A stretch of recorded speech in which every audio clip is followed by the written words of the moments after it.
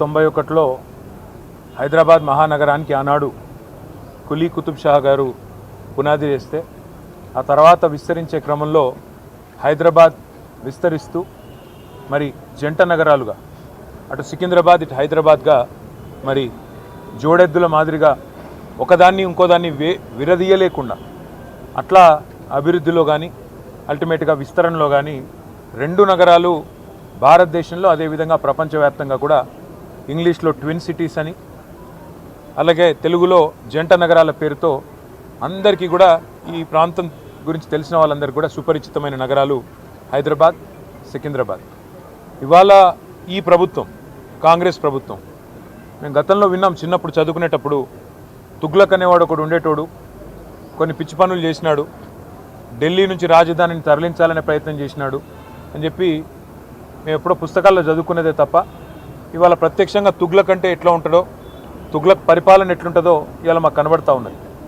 ఒక పిచ్చోడి చేతిలో రాయి మాదిరిగా గెలిచిందేమో ప్రజలకి కేసీఆర్ గారి కంటే ఎక్కువ మేలు చేస్తా అని చెప్పి గెలిచినారు. కళ్యాణ లక్ష్మి అంటే కాదు తులం బంగారం అన్నారు. 10,000 రైతు బంధు అంటే కాదు 15,000 ఇస్తామన్నారు.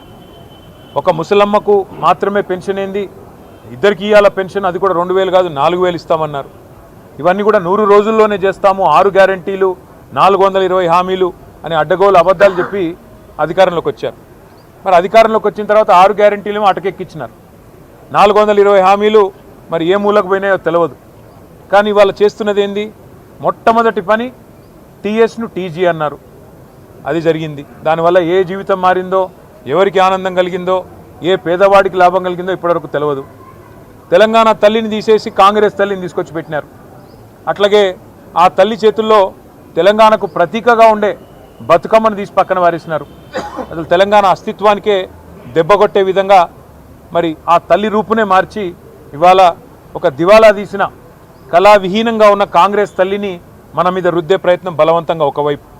ఇంకా విచిత్రం, రాచరిక పోకడలు అంటాడు. ఏమనంటే హైదరాబాద్కి నిషాన్ చార్మినార్, ఆ చార్మినార్ని తీసేస్తా అంటాడు. ఏది, మన తెలంగాణ రాజముద్రం నుండి. కాకతీయ రాజులు, కాకతీయ డైనాసిటీ వారు తెలంగాణకు చేసిన విశేషమైన మేలు మీరు చూడాలి అనుకుంటే మీరు తెలంగాణలోని ఏ జిల్లాకి పోయినా వారు కట్టించిన చెరువులు, వారి ఆధ్వర్యంలో జరిగిన వ్యవసాయ పురోగతి ఇవన్నీ మీకు కనబడతాయి. అట్లాంటి కాకతీయుల కళా ప్రభావానికి, కాకతీయ గొప్పతనానికి వెలుగుగా ఉన్న, వరంగల్కు చిహ్నంగా మారుపేరుగా ఉన్న కాకతీయ కళాతోరణాన్ని తీసేస్తారు. ఇట్లా అపసవ్యపు పనులు, దిక్కుమాలిన పనులు, తుగ్లక్ పనులు తప్ప ఈ ముఖ్యమంత్రి గారు చేసిందేమీ లేదు.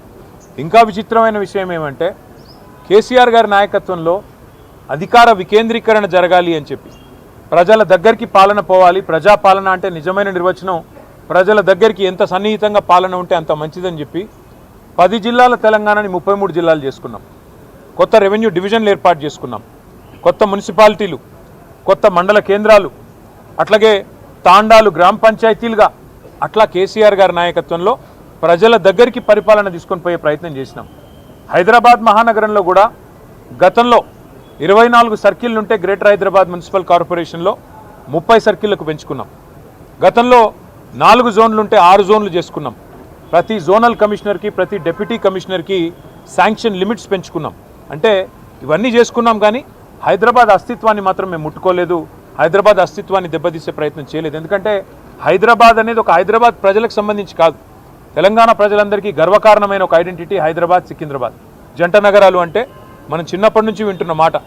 అట్లాంటిది ఇవాళ ఈ తుగ్లక్ ముఖ్యమంత్రి ఆయన తీసుకున్న ఒక నిర్ణయం వల్ల సికింద్రాబాద్కు ఒక ఐడెంటిటీ అనేది లేకుండా, ఒక అస్తిత్వం అనేది లేకుండా సికింద్రాబాద్ని శాశ్వతంగా చరిత్ర పుటలకి మరి పరిమితం చేసే విధంగా ఈ ముఖ్యమంత్రి, ఈ ప్రభుత్వం తీసుకున్న ఒక నిర్ణయాన్ని వ్యతిరేకిస్తూ, ఒక రాజకీయ పార్టీ కాదు, సికింద్రాబాద్లోని అన్ని వర్గాల ప్రజలు ఒకటై, దానిలో అక్కడ ఉన్న ప్రజాప్రతినిధులంతా మా వాళ్ళు.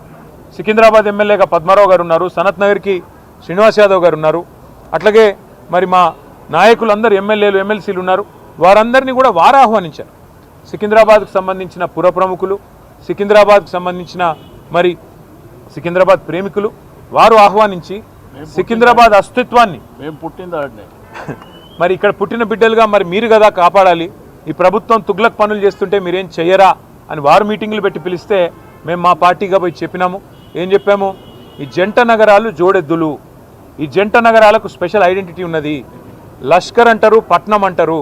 ఇట్లాంటి అస్తిత్వాన్ని దెబ్బతీయకండి, అనవసరంగా తుగ్లక్ పనులు చేయకండి. మీకు అధికారం ఇచ్చింది 6 గ్యారంటీలు అమలు చేయమని, మీకు అధికారం ఇచ్చింది 420 హామీలు ఏవైతే మీరు చెప్పారో అమలు చేయమని, మీకు అధికారం ఇచ్చింది బీసీలకు 1,00,000 కోట్లు పెడతామని మీరు చెప్తే దాన్ని నమ్మించినారు. మీకు అధికారం ఇచ్చింది ఎస్సీలకు ఎస్టీలకు కేసీఆర్ గారు 10 లక్షలు ఇస్తున్నాడు దళిత బంధు, నేను 12 లక్షలు ఇస్తానంటే నమ్మి మీకు ఇచ్చారు. మరి 2 ఏళ్ళు అయింది. హైదరాబాదు సికింద్రాబాదు ఈ జంట నగరాల్లో ఒక ఇల్లు కట్టినావా? కనీసం ఒక ఇటుక పెట్టినావా ఈ 2 ఏళ్లలో? ఒక్క ఇల్లు కనీసం 2 ఏళ్ళు అయిపోయింది, చేయలేదు, మంజూరు చేయలేదు. ఒక్క కొత్త రోడ్ వేసినావా?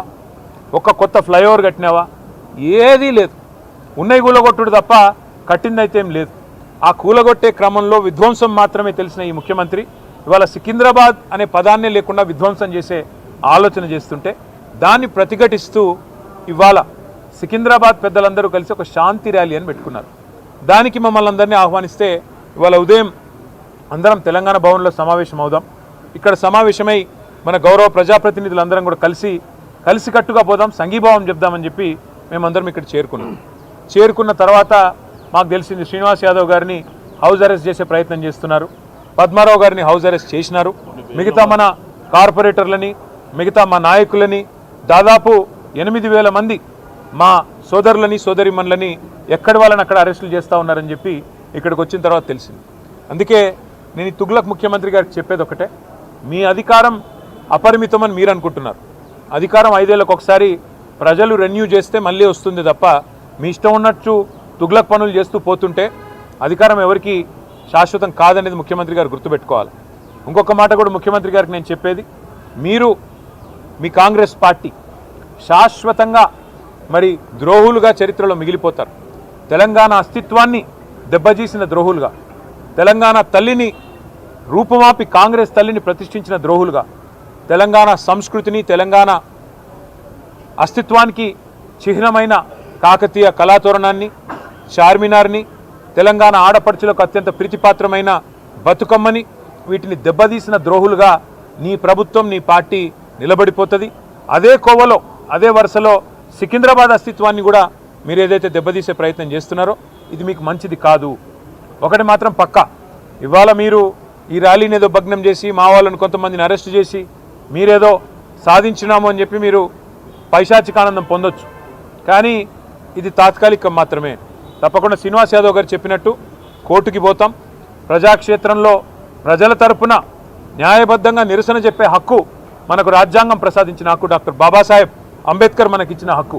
అట్లాంటి హక్కును ఈ జనవరి మాసంలో జనవరి 26న అయితే మనం రిపబ్లిక్ డేగా జరుపుకుంటామో, మరి రిపబ్లిక్ డేకి 10 రోజుల ముందు మరి రాహుల్ గాంధీ గారు పెద్ద పోజులు కొడతా ఉంటాడు కాన్స్టిట్యూషన్ పట్టుకొని, ఇగో మేము కాన్స్టిట్యూషన్ సంరక్షకులము రాజ్యాంగ రక్షకులం అని చెప్తాడు. ఇదేనా మీరు రక్షించే పద్ధతి? ఒక శాంతి ర్యాలీని భగ్నం చేసి ప్రజలకు నిరసన చెప్పే హక్కు లేకుండా చేసి ఎక్కడి వాళ్ళని అక్కడ అరెస్టు చేసి ఇదా మీరు చేసే రాజ్యాంగ రక్షణ నేను అడుగుతా ఉన్నా. అందుకే శ్రీనివాస్ యాదవ్ గారు చెప్పినట్టుగా కోర్టుకి పోతాం, ప్రజలను కూడా జాగరూకులు చేస్తాం. జంట నగరాల అస్తిత్వాన్ని దెబ్బతీసే ప్రయత్నం చేస్తున్న ఈ తుగ్లక్ సర్కారుకు తప్పకుండా ప్రజాక్షేత్రంలోనే బుద్ధి చెప్తాము. అట్లాగే నాకైతే సంపూర్ణమైన విశ్వాసం ఉంది, తప్పకుండా మళ్ళీ కేసీఆర్ గారి నాయకత్వంలో మా పార్టీ తిరిగి ప్రజల దీవెనలతో తప్పకుండా ప్రజల ఆశీర్వాదంతో అధికారంలోకి వస్తుంది. గతంలో మేము రాజశేఖర రెడ్డి గారి ప్రభుత్వం ఎంసీహెచ్ను జిహెచ్ఎంసీ చేస్తే మేమేం వ్యతిరేకించలేదు. ఎందుకంటే హైదరాబాద్ అస్తిత్వాన్ని ఆయన ముట్టుకోలేదు. కానీ ఇవాళ ఈ ముఖ్యమంత్రి హైదరాబాద్ అస్తిత్వాన్ని దెబ్బతీసి జంట నగరాలను జంట నగరాలుగా కాకుండా ఏదో 4th సిటీ అంట, ఫ్యూచర్ సిటీ అంట. ఫ్యూచరే లేని ముఖ్యమంత్రి ఫ్యూచర్ సిటీ కడతానంటే ఎవరు నమ్ముతాడు? ఎవరు దాన్ని విశ్వసిస్తారు? అందుకే మేము చెప్పేది ఒకటే, మళ్ళీ మా ప్రభుత్వం అధికారంలో ఖచ్చితంగా వస్తుంది. గతంలో 33 జిల్లాలు ఏర్పాటు చేసింది కేసీఆర్ గారి ప్రభుత్వం. 10 జిల్లాలు ఉన్న తెలంగాణని 33 జిల్లాలు చేసింది కేసీఆర్ ప్రభుత్వం. ఒకవేళ సికింద్రాబాద్ ప్రజల మనోభిష్టమే అయితే, సికింద్రాబాద్ ప్రజల మనోభిష్టం సికింద్రాబాద్ జిల్లా కావాలన్నదే ఉంటే తప్పకుండా మరొక జిల్లాగా సికింద్రాబాద్ని కూడా ఏర్పాటు చేసే దిశగా మా ప్రభుత్వం వచ్చిన తర్వాత ఆలోచన చేస్తాం. ఈ ముఖ్యమంత్రి గారు ఉన్న జిల్లాలు తీసేస్తా అంటున్నాడు. ఆయన కోపం ఏందో ఆయన బాధ ఏందో మాకైతే అర్థం కావట్లేదు. ఎవడైనా తెలివైన ముఖ్యమంత్రి 2016లో జిల్లాలు ఏర్పడితే 10 ఏళ్ల తర్వాత జిల్లాలు సెటిల్ అయ్యి కలెక్టర్లు కూర్చొని ప్రజలు అలవాటు పడి ప్రజలు కరీంనగర్ పోయే వాళ్ళు సిరిసిల్లలోనే పనిచేసుకుంటుంటే మహబూబ్ నగర్ పోయే వాళ్ళు గద్వాలలోనే కలెక్టర్ గారిని కలుస్తుంటే నీకొచ్చిన నొప్పి ఏంది నేను అడుగుతా ఉన్నా. 33 జిల్లాల్లో 33 కలెక్టరేట్లు కట్టుకున్నాం. ఒక్కో కలెక్టరేట్ మీ మంత్రి కోమటిరెడ్డి వెంకటరెడ్డి చెప్పిండు, మేము చెప్పడం కాదు. ఇలాంటి కలెక్టరేటు ఏదైతే ఇక్కడ ఉన్నదో భువనగిరి కలెక్టరేట్ చూసినాక కోమటిరెడ్డి వెంకటరెడ్డి ఆనాడు ఎంపీగా చెప్పినాడు, కొన్ని రాష్ట్రాల్లో సెక్రటేరియట్లు కూడా ఉండే ఇట్లా అని చెప్పినాడు. గంత అద్భుతంగా సెక్రటేరియట్ కంటే కూడా తలదన్నే విధంగా కలెక్టరేట్లు కట్టి ప్రజల దగ్గరికి పాలన తెచ్చి ప్రజల మనోభావాలను గౌరవిస్తే ఈ ముఖ్యమంత్రికి వచ్చిన ఇబ్బంది ఏంది, ఈ ప్రభుత్వానికి వచ్చిన ఇబ్బంది ఏందని మేము అడుగుతా ఉన్నాం. అట్లాగే అవసరమైతే సికింద్రాబాద్ని జిల్లా చేసే దిశగా ఆలోచన చేయాలి కానీ సికింద్రాబాద్ ప్రజల మనోభావాల్ని గౌరవించే దిశగా ఆలోచన చేయాలి కానీ ఈ రకంగా జంట నగరాలని వాటి అస్తిత్వాన్ని చావుదెబ్బగొట్టే విధంగా ఫ్యూచర్ సిటీ పేరిట 4th సిటీ పేరిట పనికిమాలిన తుగ్లక్ పనులు చేయకుండా మరి ప్రజల మనోభావాల్ని గౌరవించే దిశగా పోవాలని, అట్లాగే తప్పకుండా న్యాయస్థానానికి పోతాం. శాంతి ర్యాలీ ఇవాళ నిజానికి కొన్ని వేల మంది అనుకున్నాం, కానీ కోర్టు పర్మిషన్ ఇస్తే ఎంత బ్రహ్మాండంగా చేయాలో అంతకంటే గొప్పగా చేసి చూపెడతామని చెప్పి కూడా తెలియజేస్తూ సికింద్రాబాద్ ప్రజలకి మేము చెప్తా ఉన్నాం, ఈ తుగ్లక్ ముఖ్యమంత్రి ఒకవేళ తుగ్లక్ పనులు చేసినా దాన్ని తిరిగి మార్చి మీ మనోభావాల్ని గౌరవించే బాధ్యత బీఆర్ఎస్ తీసుకుంటుంది.